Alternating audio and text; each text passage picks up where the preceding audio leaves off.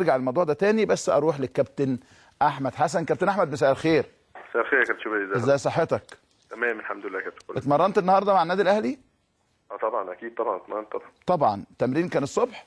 كان التمرين الصبح يا كابتن. يعني هل كان في حوارات بينك وبين حد من المسؤولين، ولا اتمرنت وخرجت من التمرين على البيت على طول يا كابتن احمد؟ لا يا كابتن طبعا هو لازم، يعني انا يعني زي ما حضرتك قلت ان كان في بيني وبينك مكالمه طويله قبل الحلقه وكده. وضحت لك كل الامور، وحابب ان كمان يعني وحابب ان خلاص دي اخر ما ان شاء الله هوضح فيها، وهقفل الموضوع ده خالص لحد نهايه الموسم. نعم.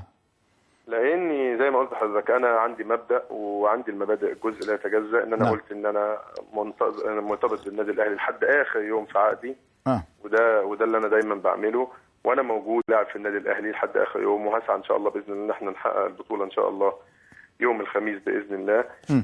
سواء بقى حته ان انا موجود، حته ان انا مشيت، يعني دي اعتقد ان هي ما تزعلش حد، يعني لان طبعا يمكن وانت حضرتك بتتكلم معايا انا قلت ان انا عملت كل اللي عليا، ولكن هي في الاول وفي الاخر وجهات نظر وتحترم. نعم. طيب طبعا التمرين اكيد طبعا بحضر التمرين ومفيش اي مشكله خالص يعني. بالعكس ده النادي الاهلي مكاني وبيتي، ولحد دلوقتي انا موجود ولاعب موجود في النادي الاهلي. انما اي كلام او اي حوارات او الكلام ده وكده طبعا ما تمش، وما تمش من يعني ما تمش خالص. هو انت بتتكلم عامه يعني ولا النهارده ولا؟ لا بتكلم النهارده وامبارح واول. لا طبعا لا، هو ما كانش فيه اي حوارات خالص اتفتحت او اي حاجه خالص بمناسبه حته التجديد وكده. بس انا عايز اوضح بس اكتر من نقطه بس يا كابتن، يعني لو اتفضل. يعني زي ما قلت لحضرتك انا تعبت والله من الموضوع ده، لان في النهايه انا بشر وبني ادم وانسان نعم.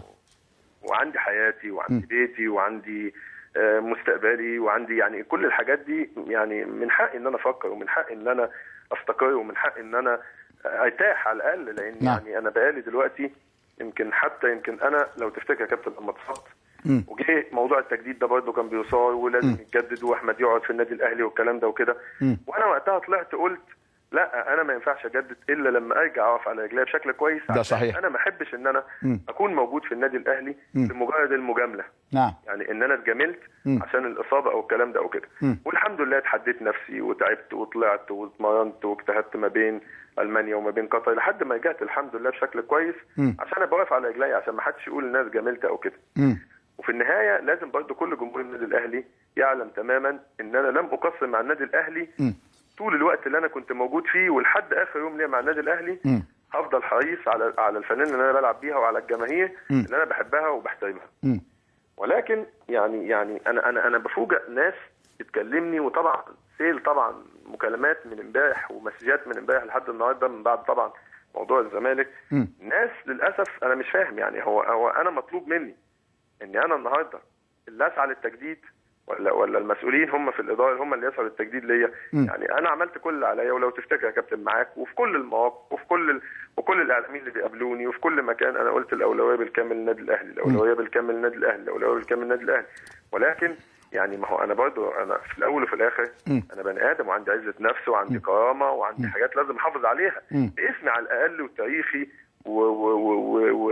ولو زي ما الناس بتقول ان انا قيمه وعملت حاجات لمصر او لمنتخب مصر والنادي الاهلي، فاعتقد اني يعني على الاقل بحافظ على كرامتي وبحافظ على عزه نفسي. يعني ما ينفعش طبعا، يعني ايه المطلوب مني؟ يعني انا فوجئت طبعا النهارده بعد جماهير النادي الاهلي في اتصالات طبعا على بعض القنوات ان النادي الاهلي مش هيقف على احمد حسن، والنادي الاهلي ما يصحش يا جماعه الكلام ده، لان انا ما قصرتش مع النادي الاهلي ان الناس تطلع تتكلم عليا بالشكل ده. النادي الاهلي فعلا مش هيقف على احمد حسن ولا هيقف على اي لعيب في العالم ايا كان حجمه وايا كان قيمته. بس هي الفكره كلها لازم تبقى الناس متفاهمه ان في حاجات تبقى بايديك وفي حاجات خارجه عن ايديك.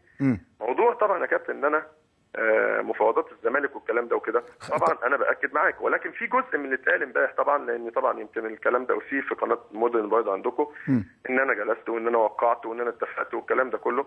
طبعا هو طبيعي يا كابتن النهارده انا هسالك سؤال، لو اي لعيب النهارده غير احمد حسن، لو اي لعيب النهارده عقده بينتهي مفيش انديه بتكلمه؟ اكيد. مفيش مفاوضات؟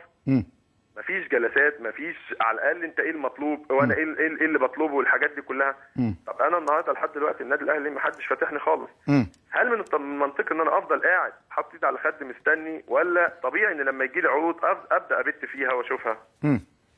لا انا بسال حضرتك يا كابتن يعني خالد. لا بالعكس، ده انا لحد دلوقتي انا مقتنع بكل كلمه انت قلتها، خلي بالك يعني طالما لسه ما دخلتش معاك في الحوار اذا كلامك مسلسل بشكل جيد أنا يعني ومنطقي. يعني يا كابتن فانا اتمنى ان ما يبقاش في تجريح من حد. اتمنى سواء بقيت في النادي الاهلي ان تفضل العلاقه طيبه، اتمنى لو مشيت من النادي الاهلي تفضل العلاقه طيبه، لان لازم الناس تفهم ان انا ما قصرتش مع النادي الاهلي في اي حاجه. طب خلينا ناخدها بقى خطوه خطوه. كابتن احمد، هل ما زالت الاولويه لدى النادي الاهلي، يعني عندك النادي الاهلي ولا لا؟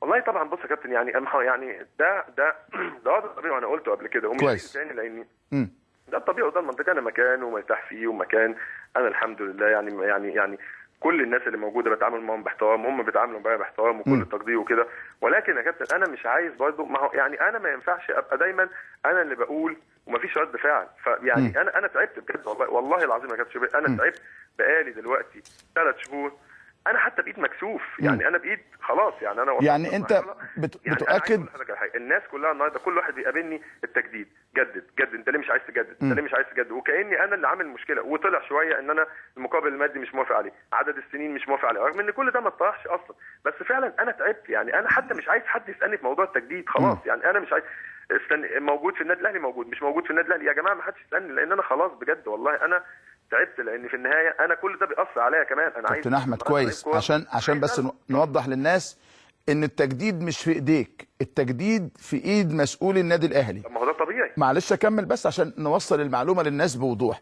وانه حتى اللحظه اللي انا بكلمك فيها دي مفيش مسؤول في النادي الاهلي كلمك في شان التجديد، صح كده؟ لا خالص، لا خالص ما حصلش. تمام، وبالتالي انت الاولويه ما زالت لديك النادي الاهلي. هو انا بس يا كابتن انا هكمل لحضرتك بس اتفضل يا فندم، اتفضل الزمالك عشان برضه الكلام اللي اتقال عشان يبقى الكلام واضح، لان انا ما اتكلمتش خالص ما هو انا عايز اكلمك في موضوع الزمالك بس ما نخلص موضوع الاهلي بعد اذن حضرتك، لكنه لا حد من لجنه الكوره ولا حد من الجهاز الفني ولا حد من الجهاز الاداري فتحك على الاطلاق في موضوع التجديد. لا ما حدش خالص، وانا عمر ما ده هيحصل، وانا هطلع اعلن حاجه زي كده، لان اكيد في مسؤولين هيقولوا لا احنا اتكلمنا. تمام يعني كويس جميل. نمره 2 ان انت ما اشترطتش عدد سنوات معين ولا مقابل مادي معين. هو ما اتطرحش شيء من الاساس عشان اشترط يا كابتن، هو ما اتطرحش. تمام. بس طبعا اكيد انا ليا كمان، انا ليا طلبات يعني، اكيد طبعا النهارده اكيد ليا عدد سنين معينه مش هوافق عليها او مش هوافق عليها. اكيد العرض لو اتقدم لي عرض مناسب ويليق ليا اكيد هوافق عليه ومش هوافق عليه. بس كل ده اصلا من الاساس ما اتطرحش. حلو بس. طيب جميل، خلينا ناخد بقى الخطوه الثانيه، خطوه نادي الزمالك. هل بالفعل يعني هي خطوه نادي الزمالك برضه عشان ايه يعني، هي لا هي ضغط ولا حاجه ولا الكلام ده، لان لو ضغط انا كنت ممكن ضغطت من 3-4 شهور فاتوا يعني هي الفكره مش في كده. طبعا هو كان فيه بعض اتصالات وكان فيه طبعا مفاوضات وكده، ولكن النهارده انت كابتن النهارده خلاص انت فاضل اسبوع على الدوري، كل فرق النهارده بتفاوض، حتى بما فيهم النادي الاهلي اكيد بيفاوض لعيبه ثانيه واكيد بيدور على لعيبه ثانيه لان عايز يعد للموسم الجديد. فكل الفرق نفس الحكايه. وانا النهارده مش نادي الزمالك بس اللي بتكلم معايا، نادي الزمالك وفي نادي المصري طبعا الاستاذ كامل ابو علي، وفي ناس ثانيه، وفي شركه انا شغاله معايا، شركه شغاله من بره في بعض عروض قطريه وبعض عروض كويتيه، ولكن مش هي الانديه اللي ممكن انا اروح والعب فيها موجوده. بس هي الفكره كلها ان لما الناس اتكلموا معايا، الناس طلبوا انهم يقعدوا معايا، والناس مرحبين جدا جدا جدا والحمد لله يمكن حاسين بقيمتي وحاسين ومقدرين الموضوع ده كويس. فطبيعي انت النهارده كابتن فاضل اسبوع على الدوري او فاضل 5 ايام وخلاص الموسم ينتهي.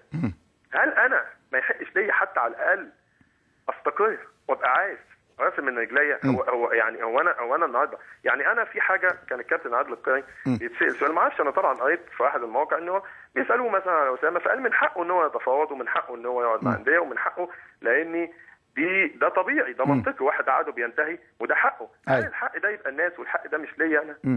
طب انا كمان حقي ان انا اتفاوض طالما النادي الاهلي لم يفاتحني، فمن حقي كمان ان انا اتفاوض، ومن حقي ان انا اشوف حياتي واشوف انا هستقر ازاي، هلعب فين مش هلعب فين. ولا يعني الناس تبقى مبسوطه خلاص المفروض ان انا اقعد في البيت بقى وخلاص وانهي حياتي بقى كده وخلاص وانتهى الموضوع على كده.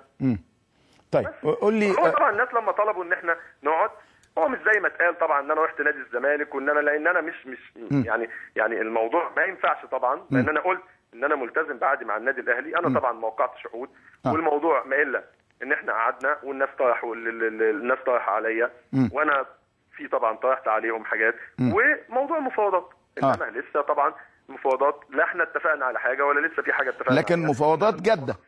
طبعا في مفاوضات، وان انا قعدت طبعا قعدت مع الناس، لان انا قلت قبل كده. وعلى فكره انا ما قعدتش في حته مخفيه ولا الكلام ده، انا قعدت في مكان في بخير على النيل قدام الناس كلها، والناس كلها شايفاه، لان انا ما بعملش حاجه غلط. قعدت مع مين يا كابتن احمد؟ قعدت طبعا مع المهندس الدكتور اشرف صبحي، وكنت انا وهو كنا قاعدين، وكان في ايجنت طبعا موجود، كان هو طبعا وسيط محمد شيحه كان موجود، وكنا قاعدين مع بعض. يعني كنا قاعدين، ده منطقي وده طبيعي ان الناس كانوا عايزين طالبين انهم يقعدوا معايا، ولكن انا يعني ما هعمل ايه؟ طب انت قعدت مع الدكتور اشرف صبحي، كان الاستاذ عمرو الجناني موجود ولا لا يا فندم؟ والله يعني بص، هو اصل هو مش سر يا كابتن احمد، انت الجميل فيك انك بتتكلم بصراحه. انا بقول لك اللي حصل، نعم. اللي حصل، ولكن الاستاذ عمرو الجناني طبعا كان موجود، ولكن ده موضوع بعيد. يعني موضوع الاستاذ عمرو الجناني ده موضوع بعيد عن الدكتور اشرف صبحي، طبعا ده كان موضوع بعيد. يعني ده كان قاعده غير دي خالص. يعني انا بقول لك بس عشان تفاصيل حتى اللي اتقالت تفاصيل كلها مش طب كويس، ما عشان ما يبقاش في اجتهادات يا كابتن احمد، يا ريت تقول لنا التفاصيل عشان ما نديش فرصه بقى للاجتهادات بعد كده. بس ما انا بقول لك التفاصيل، ان الناس طبعا بيتفاوضوا ان انا راجل عادي بينتهي، وان هم عارفين ان انا عادي انتهي، وان عادي بينتهي، وان هم عارفين ان انا النادي الاهلي ما جددش معايا، فطبيعي ان هم يتفاوضوا معايا. وعلى فكره ده انا لو يعني انا من حقي ان انا اتفاوض من 6 شهور يا كابتن. نعم مش من النهارده، انا من 6 شهور كنت ممكن اتفاوض وكنت ممكن اوقع. انما انا قلت ان انا احتراما لجماهير النادي الاهلي واحتراما للمكان اللي انا فيه، ان انا مش هوقع اي عقود الا بعد نهايه الموسم، ولكن من حقي ان انا اتفاوض ومن حقي ان انا اتفق. لاني طالما النهارده، طب افرض انا النهارده كابتن شوبير مثلا خلاص النادي الاهلي دلوقتي، وعلى فكره انا احترم حاجه زي كده تماما. لو طلعوا مسؤول النادي الاهلي وقالوا احنا مش في احتياج لاحمد حسن، احترم ده تماما، وده ما فيش اي دي حياه احتراف، ما فيهاش حاجه تزعل خالص. ولو هم مش محتاجيني اكيد في نادي تاني محتاجني، اكيد في مكان تاني محتاجني، ولكن عشان الناس بس تبقى عارفه، وتبقى عارفه ان يعني ان انا مش المشكله مش عندي والله، بس هي في نفس الوقت مش عايز تجريح من حد، مش عايز ناس، يعني ما يصحش يا جماعه بعد العمر ده كله، ما يصحش بعد التزامي، وما يصحش بعد احترامي للجميع ان يطلع النهارده ناس تطلع تقول لك اصل احنا مش هنقف واحنا مش عارف ايه. ماشي، ده طبيعي فعلا، النادي الاهلي عمره ما يقف على حد، ولا اي نادي في العالم هيقف على حد، بس بلاش تجريح. هل كابتن احمد اثناء القعده حصل بالفعل اتصال بالكابتن حسام حسن وبالكابتن ابراهيم حسن زي ما اتقال؟ والله بص، يعني هو طبعا كان في طبعا الدكتور اشرف كان بيتكلم كده، بس انا ما اعرفش طبعا الكلام ايه. يعني اكيد ادالك التليفون واكيد قال لك. انا عايز اقول لك على حاجه، هو برضه عشان تبقى الناس فاهمه، انا العلاقه، وانت حضرتك كنت موجود يا كابتن معانا، كنت كابتن المنتخب وعارف مدى علاقتي بالكابتن حسام وكابتن ابراهيم. العلاقه علاقه طيبه وما فيش فيها اي حاجه يا جماعه. انا ناس عشت معاهم 8 و9 سنين، يعني مش علاقه يوم. ومع حضرتك انا لعبت اكتر من 3 سنين. الموضوع مش علاقه يوم ولا 2 ولا لا، العلاقه موجوده وما فيش اي مشكله خالص. وبالعكس الناس اللي وصل لي طبعا من القعده ان الناس مرحبين جدا جدا جدا، والناس يعني برضو اللي قيل يا كابتن احمد انه حدث اتصال تليفوني بينك وبين الشقيقين حسام وابراهيم، وابدوا لك سعادتهم وفرحتهم واستعدادهم الكامل انك يعني تبقى فرد ضمن كتيبه نادي الزمالك الموسم المقبل. يعني طبعا ده يعني ده حصل طبعا، يعني الناس مرحبين جدا، وانا يعني دي حاجه طبعا. يعني انا اكيد مش هروح مكان هم مش هيكونوا مرحبين، والا مش هيتفاوضوا معايا كابتن شوبير طبعا. يعني ما هو اكيد طالما هم اتفاوضوا يبقى اكيد هم مرحبين طبعا ان انا اكون موجود. فده طبيعي وده منطقي. فانا بس حبيت اوضح الصوره. معلش بس في كذا سؤال معلش يا كابتن احمد، لانه انا معاك والله بجد والله، لان فعلا انا زي ما قلت لحضرتك ان انا فعلا تعبت وتعبان فعلا والله. انا نفسي ان انا العب كوره. كان الله في عونك، لانه ده موقف صعب جدا على لعيب كبير زيك، والاختيار بيبقى صعب والقرار بيبقى صعب جدا في وقت زي ده. لكن انا هقول لك احاسيسي وقول لي اذا كانت صح ولا غلط. انا احساسي انك حتى اللحظه اللي انت بتكلمني فيها انت شاري النادي الاهلي، بس النادي الاهلي لم يقم باي خطوه ايجابيه تجاه التجديد معاك. قول لي صح او غلط. طب وانا يا كابتن النهارده لما عمال بقالي 3 شهور بقول الاولويه للنادي الاهلي، معنى ذلك ان انا بقول لك لحد اللحظه، معلش 3 شهور حاجه و3 شهور اللي يوم حاجه ثانيه خالص. انا بقول لحد اللحظه. لا شاي. طب لا يا كابتن، بص يا كابتن انا شاي طبعا، بس هي الفكره كلها يا كابتن. انا عايز اقول لك على حاجه والله بجد والله، انا مكسوف وانا بكلمك ان ما يصحش يتعمل كده. يعني انا باسمي وبتاريخي وبقيمتي ما ينفعش. يعني انا ما هو